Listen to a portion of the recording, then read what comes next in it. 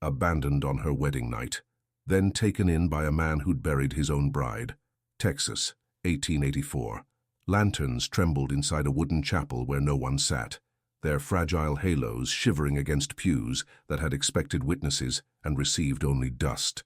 The aisle stood open like a wound that would not clot. A white dress, still new enough to smell of soap and thread, dragged its hem through grit. A cold wind traveled through the open door and crossed her ankles as if to say, "You cannot stand here forever." She tried anyway. Some part of her body waited for the rhythm of approaching boots, for that clean, familiar cadence that tells a nervous system what to do next. But the sound did not come. Each quiet second pressed on her chest like a palm that meant to steady and almost smothered instead. She did not cry. The body learns when tears help and when breathing must do the work alone. So she breathed. Slow in, slower out, the way a midwife teaches when a storm takes the roof and you still need to get a baby through. Lantern light shook again. Dust rose like blessings no one had asked for. The flowers at the pews, field blooms cut too early, nodded the way the living nod when they try to make sense of what the dead have already understood. Outside, the prairies kept their own counsel. Inside, a hymn book lay half open to a song about covenant and shelter. The page did not turn. Even the paper seemed to hold its breath. He stood in the street, shadow stitched to his boots, hat pulled low as if the sky had grown too bright for grief. In his hand, wrapped in black cloth the way you wrap a wound you mean to keep clean, a ring waited. His own wedding ring taken from a grave 10 years past. He had buried a bride and then learned how to speak to the world with his shoulders, his tools, his silence. He knew what it costs to promise and what it costs to outlive the promise. He did not step closer. The distance between the door and the street measured more than yards. It measured what a man will not say because memory stands guard over his tongue. Yet his eyes found her through the square of darkness cut by the chapel door. And something old in him recognized something bruised in her, the precise weight of being left standing while the future turns its back. The wind moved again, colder now, lifting the edge of her veil, catching the dust at her hem, slipping through the chapel and out the rear window like a ghost making rounds. Sometimes the body perceives what the mind refuses to admit. In the quiet, you can hear your own heart adjusting its rhythm to survive. She tested her balance the way a rider tests a skittish horse. One breath, one step, another breath, another step. The aisle felt longer on the walk out than it had when she entered. How the brain maps shame is a private cartography. Each footfall marks a border, each inhale redraws a line. She reached the threshold and placed one hand on the doorframe, steadying not just the wrist or the spine, but the part no one sees, the place that keeps a person from shattering into weather. The street did not offer comfort.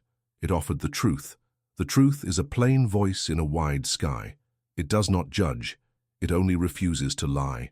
He watched her the way men watch a fire they cannot put out. Alert, quiet, ready to move if sparks leap the fence. For a heartbeat, for the length of a match flare, the past and the present faced each other. The ring rested in his palm, the black cloth drinking light. Her hands were empty. That is how people meet when history has already taken its share. One brings an emblem of what was buried. The other brings the echo of what never began. Neither spoke. It is a mercy when the tongue does not rush to fill the space where the soul is learning to breathe again. Boots did not come. Bells did not ring.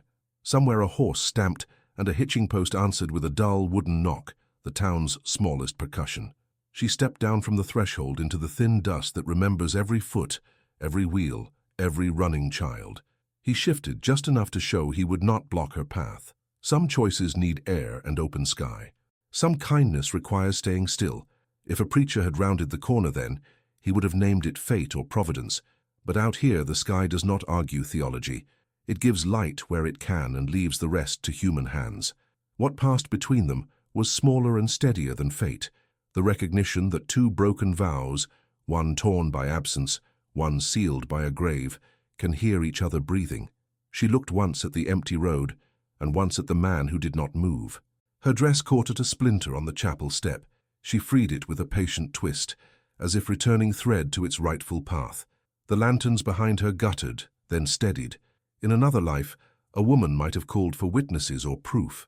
In this one, she listened to the oldest instrument she owned, her own body, and felt something unclench by a measure so slight it could be missed by anyone except the person who carried it. Relief does not announce itself. It softens the jaw. It loosens the fists. It lets the eyes rest just a fraction. She let her eyes rest. When their glances met, the unspoken weight did the speaking. You are not the only one who stood in a doorway and watched a life fail to arrive. You are not the only one who wrapped love in cloth and put it away like a blade. You are not the only one who learned to live by chores and silence when words had nothing left to do. These sentences did not travel the air, but the nervous system hears them anyway, muscle to muscle, breath to breath. He gave the smallest nod a man can give and still be seen. She answered with the smallest lift of the chin that can hold a person steady against wind. No vows were made, no hand was offered. There was only the long, low sound of the door easing shut behind her as she stepped away from the altar that had not been used. Out here, healing does not look like triumph. It looks like choosing one direction and discovering your knees will carry you. It looks like a stranger who does not demand your story and a street that does not force you to hurry. He turned first, because someone had to turn, and walked toward the road that left town. She followed at a distance wide enough to breathe in, close enough to say without a word, "I am not returning to the bells." The wind moved with them, a companion without a face, and the lanterns inside flickered once more before the chapel settled back into its wooden breathing. The door closed behind them with a sound like a held breath finally released. Inside, the air carried the faint dampness of wool left to dry too long, and the memory of firewood burned in winters past.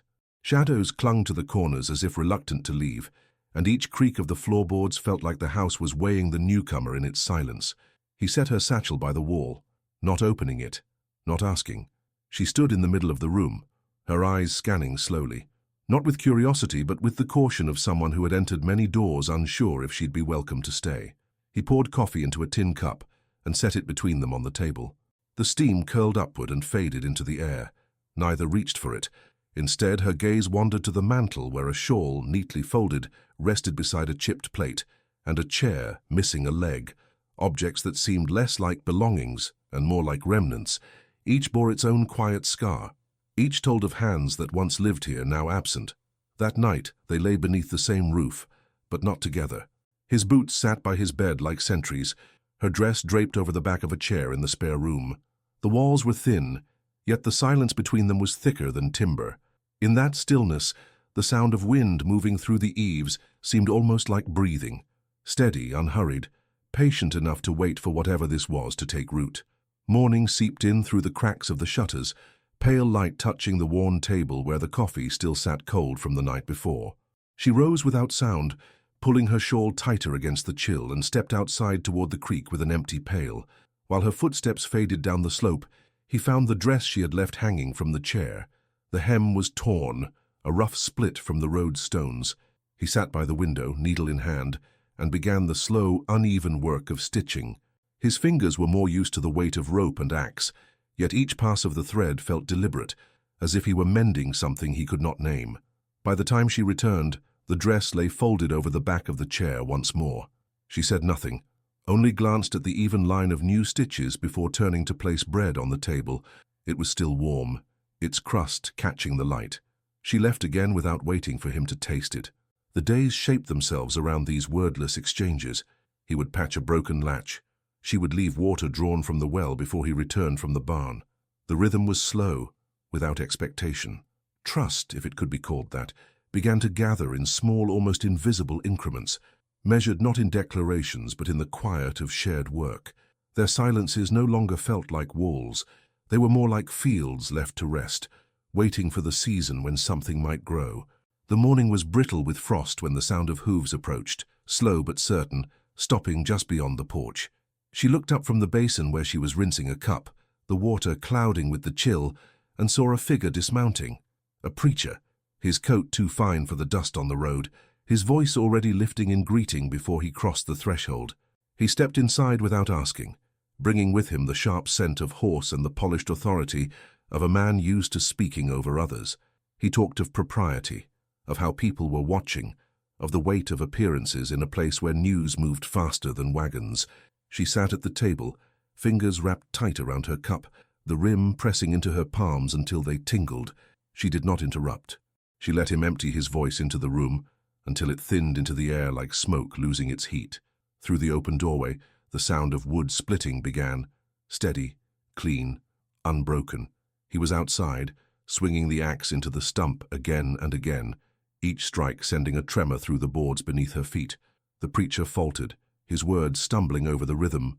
When he finally stepped out to leave, the only farewell he received was the echo of the axe biting into grain. Long after the hooves faded down the road, the fresh axe marks in the log still caught the light. They stood there without purpose now, except to say what had not been spoken aloud. By late afternoon, the air had thickened with the scent of wet earth not yet touched by rain. The sky lowered, heavy and restless, until the first drops struck the roof like hesitant knocks. Then the storm came all at once, rain slanting in fierce sheets, turning the yard to black mud and drawing dark veins down the windows. The roof, old and tired, surrendered in two places. Water began to fall inside, steady as a clock. They moved the bed to the corner, but the leaks spread their reach. In the dim light, they sat on the floor, backs to the wall, knees drawn up as if the house itself had become smaller around them. Each flash of lightning carved their faces in white relief, and in one of those brief illuminations, she saw a photograph on the shelf, its frame turned face down. The edges of the wood were worn, as if handled often, but never for long. She didn't ask. Instead, she rose quietly and lifted the shawl from her shoulders, draping it over the frame before settling back down. Outside, the storm rattled the cabin as if testing its resolve. Inside, the sound of rain softened against the shawl's threads, and in that small act, the weight in the room shifted, still present, but shared now between two. Morning came pale and cool, the storm's breath still lingering in the air. She moved through the quiet, gathering fallen twigs from the hearth and setting them aside for kindling. On the top shelf above the mantel, she found a small envelope, its paper yellowed and sealed, the edges softened by years. Dust clung to it as if trying to keep it hidden. She hesitated, then broke the seal. Inside was a single sheet, the handwriting slow and deliberate, each letter pressed deep into the paper. It spoke of a man asking forgiveness from the woman he had buried, the words carrying more weight than any sermon could bear. There were no grand declarations, only the stark honesty of grief laid plain, and a hope that, wherever she rested, she might know he was sorry for all he could not be. That night, she sat outside beneath a sky without stars, the letter held in both hands as though it might vanish if she loosened her grip. The air was cool, the earth beneath her steady. He stepped out quietly and sat beside her, not looking at the paper, not asking. They stayed there without speaking, the silence no longer something to cross, but something they both inhabited. In that stillness, the letter belonged to neither of them entirely. It was shared like the night, like the quiet between heartbeats. The following morning broke with a pale sun. Its light filtered through a thin veil of mist rising from the damp earth. The air smelled of wet grass and wood still drying from the storm. A wagon came up the road, its wheels groaning in the ruts, and stopped at the gate. The driver, a man she recognized from the town she had left, tipped his hat and said he was headed back. There was room if she wanted it. She stood at the fence for a long while, the letter's weight still somewhere in her chest. The road ahead stretched in two equal directions, toward what she had known, and toward what she had not yet decided to name. The wagon's canvas flapped in the wind like a restless flag. Behind her, the cabin door remained ajar, the sound of a horse shifting in the barn carrying faintly across the yard. He did not come to the gate. He did not ask her to stay. He simply left the door unlatched, as if that small fact might carry all the words neither of them could speak. The driver cleared his throat, waiting. She turned then, her boots finding the wooden planks of the porch. Each step was its own decision, and by the time the doorframe caught her shadow, her choice was already made. She stepped inside, closing the door gently behind her, as if sealing the moment away from the wind. Her eyes moved to the mantel, to the folded shawl that had rested there since her first night in the cabin. From the satchel she had brought on her wedding day, still tucked in the corner, still carrying the dust of that walk from the chapel, she drew out the bouquet she had once clutched with a bride's uncertain hands. The flowers were dry now, their color faded to muted earth tones, but their shape remained stubborn against time. She set it beside the shawl, the two resting together like old companions. Loss meeting loss, but no longer in separate rooms. The gesture asked for nothing, explained nothing. It simply made them part of the same home. That night they ate at the table, without the space of silence that had once sat between them, like a third presence. The rain returned, light and steady, tapping the roof as though it knew the way. The air inside was warm with the smell of bread, and when she reached for the loaf, her hand brushed his for the briefest second. Neither spoke. Outside, the world went on turning, but here the sound of the rain was softer now, as if it too had decided to stay. By the next morning, the rain had passed, leaving the fields rinsed and shining beneath a soft wash of sun. They sat together on the porch, rocking chairs facing the open stretch of land where the grass swayed in slow agreement with the breeze.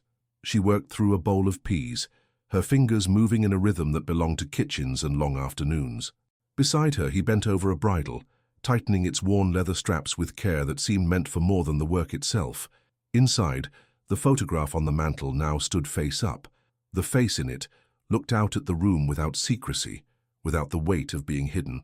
Neither of them mentioned the change.